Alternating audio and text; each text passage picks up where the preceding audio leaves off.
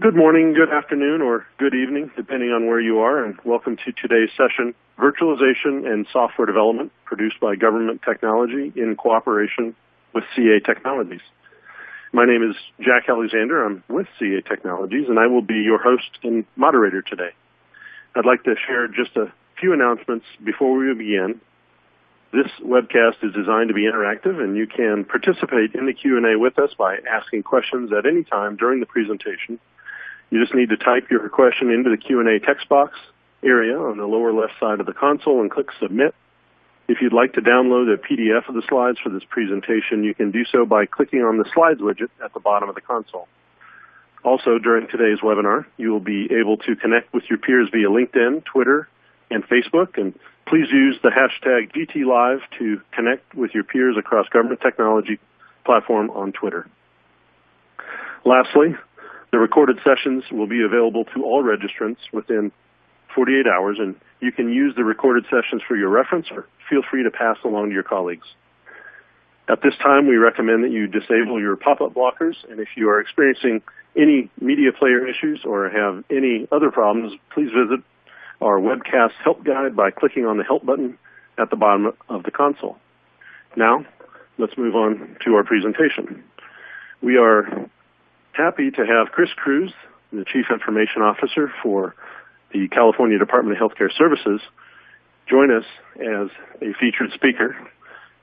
And my name is Jack Alexander, and this session is to discuss some common challenges that all application projects face and some very actionable steps that can be taken to improve outcomes and reduce risk. There's a lot of discussion around software development methodologies, with most of our projects having been traditionally what's called waterfall, with a very structured, step-by-step, phase-by-phase methodology that's been used for decades, to the more commonly discussed agile methodology that people are trying to embrace today. Regardless of the methodology, there are still common activities, areas that still must be done. These are the core activities, regardless of whether you're using agile, waterfall, spiral, extreme programming, whatever. You still must understand your requirements, design the system, develop, test, deploy, and then manage and operate your system long term. There are age-old challenges that exist, regardless of these methodologies, and today we're going to review some of the challenges and discuss one approach to help. This approach is a low-risk way of addressing some of these development challenges, and that delivers significant improvements to your application projects. So, low risk, high reward.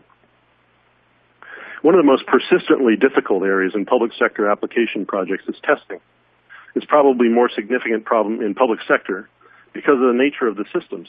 There's very highly complex business rules, highly interconnected to other systems, both internal and external. So DOJ, maybe a tax system, tax authority, Social Security, motor vehicles, and so on. So we're also dealing with very sensitive data, either very personal information or healthcare information for potentially millions of citizens. To top it all off, your projects are usually very high profile. Everyone knows if you stumble, if you're over budget, if you're late, or perhaps worse, you deliver a poor quality application, such as it doesn't perform well, it crashes, or it gives the wrong results, such as checks going to the wrong people, payments not in the right amount, or lost transactions.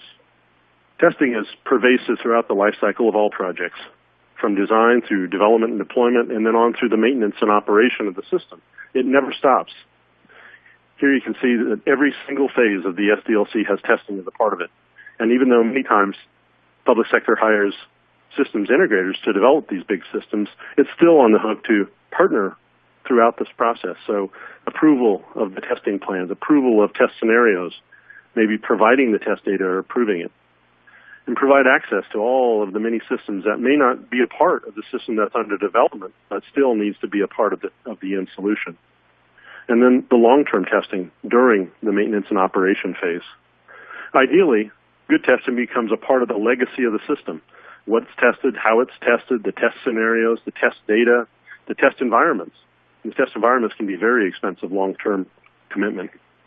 Unfortunately, testing is just not a sexy issue, but it needs to be done and done well, or it leads to tremendous project risks, such as threats to the project timelines, project budgets, application quality, end user adoption, in user satisfaction, and basically the ability to meet the mission of the program. There are many well-documented testing challenges, from enough environments to satisfy the demands of the project, enough test data scenarios to do robust testing, the coordination of all the required interfaces and data. These can make end-to-end testing virtually impossible. The cost of the environments and associated licenses mean that there's usually never enough. And you're waiting for databases to be reset, waiting for external systems to be available, waiting for a component to be completed before testing can begin. So one by one, let's walk through some of these challenges more specifically. Systems under test need to interface to other systems. This is very problematic. It's hard to coordinate between the team developing System A and the team that is in M&O on System B, so A has to wait for B. Often, many separate testing environments are needed. Each of these environments needs hardware to run on, an operating system, database, application software, and this all adds up and becomes a significant part of the budget. So there's tremendous pressure to scrimp on testing environments. The tests need to be of high quality. You need realistic scenarios, realistic data, exhaustive testing, and need to mimic actual production types of loads, including errors and the bad data, the types of things you encounter in production. And we need very realistic data, but not production data. Using production data is a huge security risk, and it's normally against policy. Developers and testers would have access to sensitive information that they should not. And using production data in test is a massive security breach just waiting to happen. A large percentage of developer time is just spent waiting for the ability to test if an external system is not available. If the database needs to be reset or refreshed to make the data valid again, this is known as data burn. Or if a new interface that it's waiting on is not yet available. If coordination is needed between another part of the project team in order to make a test possible. These are delays, delays, delays. The consequences of less than effective testing are significant. Far too many defects make it into production or are discovered very late in the development cycle. Defects that are discovered early in the development are far less expensive to correct than finding them later on in the project.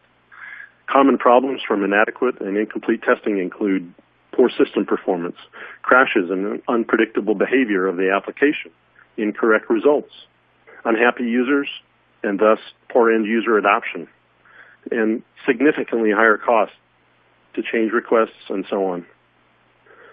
Well, one department at the state of California is taking proactive steps to improve its ability to test and improve application project outcomes. And we're going to be talking about this with Cruz, the CIO for the Department of Healthcare Services. Chris is a CIO and Deputy Director of the Enterprise Innovation and Technology Service Division for DHCS. And Chris has been spearheading many efforts within the department to identify opportunities to leverage technology to improve the ability of the department to meet its mission. They recently changed the name of the division, and as you can tell by the division name, Enterprise Innovation are the first two words of the title, and Chris really means that. Chris has been a champion of identifying opportunities to improve and innovate. Chris Cruz was one of the first public sector executives in the United States to really understand what the concept of service virtualization could mean to a large department such as his and a large portfolio of applications. And Chris oversees a large organization.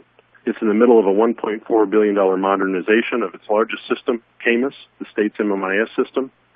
And to begin his departmental transformation, he published the department's enterprise architecture and strategic plan, outlining his goals and how they map to the mission of the department. Chris has been a beacon of change and innovation within the state of California and is developing a national reputation for his vision and his leadership. And with that, I'm pleased to introduce and turn over the presentation to Chris Cruz, the CIO and Deputy Director of the California Department of Healthcare Services. Chris? Thank you, Jack, and thanks to eRepublic, too, for sponsoring and putting on this event along with Computer Associates. I really appreciate the opportunity to come talk about best practices and a very viable business case that we have here at the Department of Healthcare Services. Really jumping into this presentation, I'm going to talk about today really DHCS and the business case that we've talked about with service virtualization. Not the type of service virtualization where we're virtualizing servers, but virtualizing environments for testing so we can expedite those environments to ensure that we provide quality to our largest system integration projects and initiatives, but also reducing costs. And so my presentation is going to focus in that area. As Jack talked about, really at Department of Healthcare Services, we have a healthcare innovation strategy that's based on our core enterprise architecture and core enterprise strategic initiatives here at the department. We understand with the advent of the Affordable Care Act and Obamacare that there was a lot of information technology and ingenuity that needed to happen in a very short period of time. So adopting a tool in the service virtualization area was an utmost priority for me as an executive and chief information officer here at the California Department of Healthcare Services. One of the key elements that we looked at in terms of DHCS is really we're the largest health and human services department in the U.S. outside of the federal government. We have 700 IT staff with a budget of about $300 million in ongoing maintenance and operations and $1.5 billion budget portfolio of system integration projects that includes our California Medicaid Management Information System, known as CAMIS. Our other systems are our Medi-Cal Eligibility Data System, which is known as MEDS, which is a key hub for eligibility and enrollment in the state, and several other large substance abuse systems that we have here that we're maintaining and managing on behalf of the state of California. Developing enterprise architecture has been really important to us. Having an EA strategy where we're reducing enterprise debt. Today, we are MITA compliant, which is the Medicaid Information Technology Architecture, which allows us to identify and prioritize all of our initiatives as we move forward and seek federal dollars to ensure that we're aligning with the MITA 7 standards terms and conditions. Part of those terms and conditions that the federal government has now outlined for the state and other responding states is that we need to have leverageable, sustainable, and repeatable applications and solutions in place. We can no longer build silos here within this state, or those silos will not be approved for future funding, and our funding for systems that are currently in production, maintenance costs will be drastically reduced. So it's definitely incentivized for our department and for the state to move forward with a comparable and competent enterprise architecture strategy. So part of that strategy is included in our healthcare innovation strategy that talks about agility, velocity, and mobility, and ensuring that we're meeting the needs of the states of Californians to provide better and more enhanced and effective healthcare delivery services. So part of that strategic plan has also outlined key capabilities, goals, and objectives within those particular facet areas, and also includes a key roadmap. And the roadmap lays out a 5-year strategy from 2015 to 2020 on how we're going to effectuate these kinds of changes to ensure that we're keeping out ahead of the curve and we're delivering modern, innovative, and transformative technology to the people of the state of California and beyond.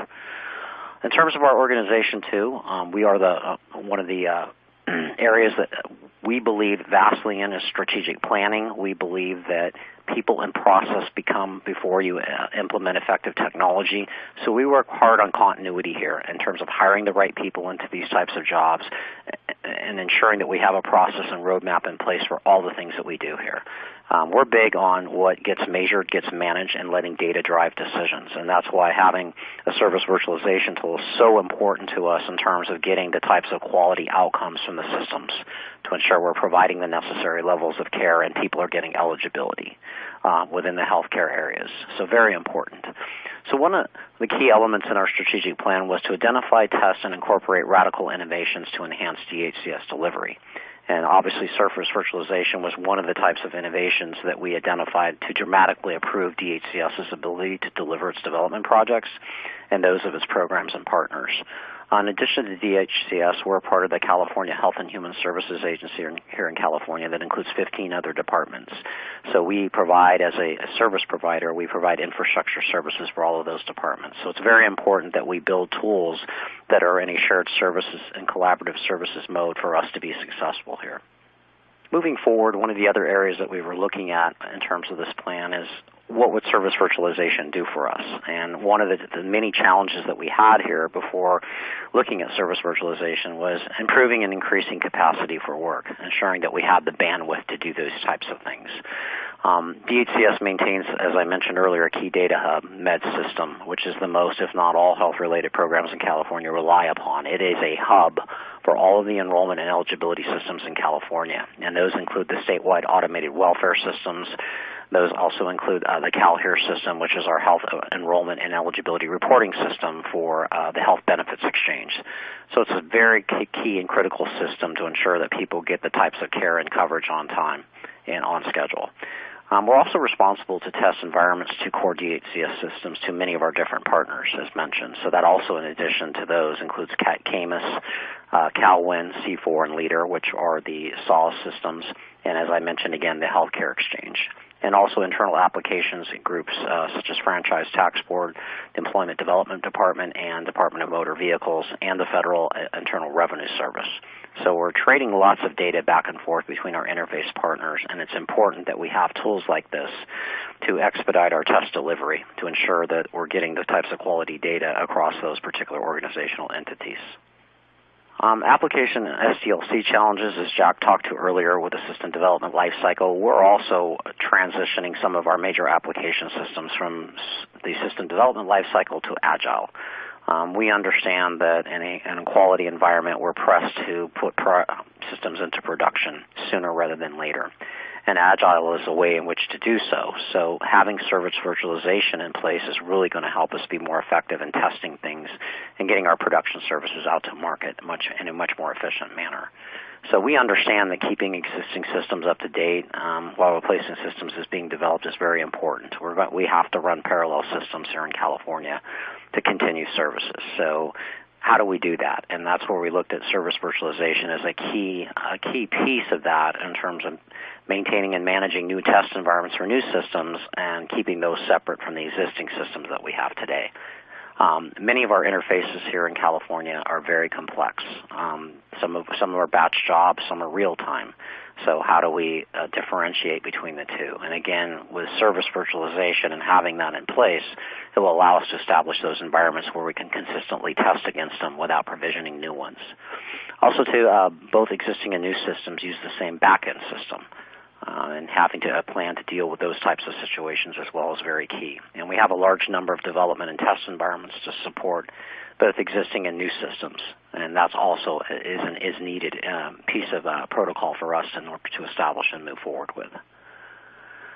In terms of looking at our CADHCS challenges, as Jack mentioned earlier, CADHCS is our $1.4 billion Medicaid Management Information System upgrade. We're going from a mainframe legacy system to a Java-based on-time, real-time application web app system. So obviously there's big changes within that particular area.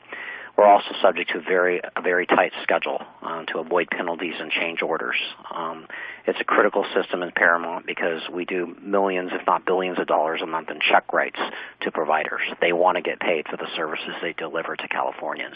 It's a huge issue. If check writes aren't done on the weekend correctly, it could be subject to governor's office constraints and wrath on the weekend, on the Monday before. So very important system to keep operable and keep into production. As mentioned, very high profile, and there's zero margin for error in what we're doing here. So altogether, very important to have these types of tools in place. So really for DHCS, many of the things that we looked at in terms of goals for service virtualization was reducing our infrastructure costs. As mentioned, every time that we try to provision an environment, we're charged to stand that environment up, sometimes thousands, if not millions of dollars, depending on the complexity. And that's obviously mainframe LPARs that are being used, less physical servers now that we won't need to provision, and keeping at a cost that's hitting up against a rate. We can also control labor costs, which is really important, by maintaining the same infrastructure that we have in place and not having new islands of infrastructure that we're continuing to have to develop in order to keep up with the massive amounts of testing for our enterprise systems. And we can manage, replicate, and refresh test data exponentially, which is really important here from a resource allocation perspective. Having the necessary resources in place for these types of things is really important, and if you don't have them, they can become very costly to acquire and costly services of cost that you weren't really imaginable when you first did your feasibility study report or your applied planning document to identify the amount of cost it would take for a system replacement effort of this magnitude. Also, too, minimizing contention for resources, if we talked about, reducing the likelihood of a modernization effort that interferes with the maintenance effort to keep the existing CAMUS system up and running in its current state. So efficiencies all abound in terms of both at the new system level and at the current maintenance and application level. Also, too, removing development constraints is very important here. We're shortening the test data and creation times from weeks to days and hours, because one of the areas, whether it's system development lifecycle or whether it's agile development lifecycle, one of the things that we constantly see is that test cycles continue to be reduced within the schedule. And that becomes more important here with service virtualization of being able to provision and set up test environments in hours versus days. Also removing legacy constraints and allowing our CAMUS development to begin while the DHCS folks modernize and so enable the back-end system. So we have a service-oriented architecture that we can continue to leverage and modernize. Improves test scenario developments. We no longer rely on existing test data, that we have a test mart, if you will, of data and information or new information that we can introduce into the environment without a complicated or more proactive role. And we're also creating and building new test data to support enhanced testing processes. So comprehensive testing is being done. We can do end-to-end testing. We can do regression testing and everything that it takes to do a really comprehensive test to ensure that all of the criteria within your scripts are being implemented correctly and supporting, as you can imagine, a very quality-based and built system. So we're very excited about continuing to use these tools and use them on an enterprise level within our organization. Also, too, improving the quality of existing and new systems. As I talked about earlier, in addition to our CAMUS system and MEDS application, we support many substance abuse and reporting systems for our alcohol and supporting and substance abuse programs. And a lot of what we're doing here in terms of provisioning and setting up environments, we're reusing across our enterprise environment to support those. And that's, again, allowing for testing earlier in the system development process, more frequent regression testing, as I mentioned, setting up many user acceptance test environments to avoid last-minute surprises with new functionality that may or may not have been tested previously, and really increasing project success, reducing the project risks, reducing potentials of penalties and change orders, ensuring that we're following a tight and rigorous schedule, and really delivering a stable and quality system that meets the expectations of our stakeholders, of our end users, and any of the other providers and collaborative partners that are using the application. That's very important to be able to demonstrate the efficiencies and functionality of the system. And with service virtualization, we're setting up an environment in which we can do so on a more regular basis. Also, too, we're revolutionizing how DHCS builds new applications and maintains existing systems. Our core goal here in California is to develop a shared services environment where DHCS and other partners or sister or brother agencies can take advantage of these tools in a common environment and use these for setting up test environments for every one of our major system integration projects in the state. And that's why we really want to be a model based on those facts for the state on how to do IT legacy system modernization and testing.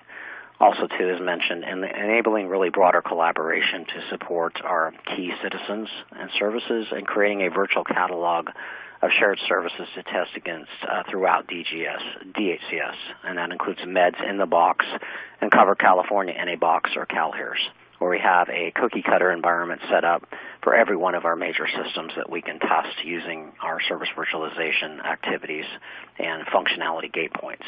So it's very important that we see this tool both short-term and long-term as a tool that can provide efficiencies and effectiveness in California at a reduced cost level.